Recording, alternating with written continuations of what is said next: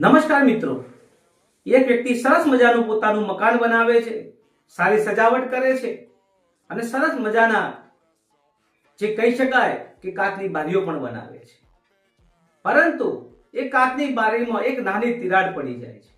સમય જતા તિરાડ એને ધ્યાનમાં તો આવે છે વ્યક્તિના, પરંતુ આળસના કારણે એ તિરાડને સરખી નથી કરાવતો. સમય વીતતો જાય છે અને ધૂપ, બારિશ, તડકો અને વાવાઝોડાના કારણે તિરાડ મોટી થઈ જાય છે અને સમય જતા એ કાચ પણ તૂટી જાય છે અને વ્યક્તિ એની દરકાર કરતો નથી અને પૂરેપૂરા કાચનું એને નુકસાન થઈ જાય છે. તો મિત્રો, આ ઉપરથી આપણને એ શીખ પ્રાપ્ત થવી જોઈએ કે વ્યક્તિએ નાની ભૂલોને ક્યારે પણ નજરઅંદાજ ન કરવી જોઈએ.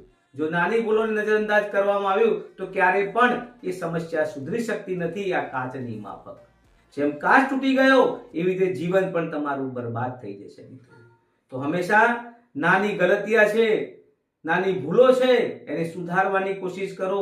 એને આળસમાં ક્યારે લેશો નહીં અને સમય જતા એ નાની ભૂલ મોટી સમસ્યા પણ બની જાય છે મિત્રો. તો હંમેશા નાની ભૂલને સુધારો અને પોતાની સમસ્યાનું સમાધાન શોધો. જય હિન્દ મિત્રો.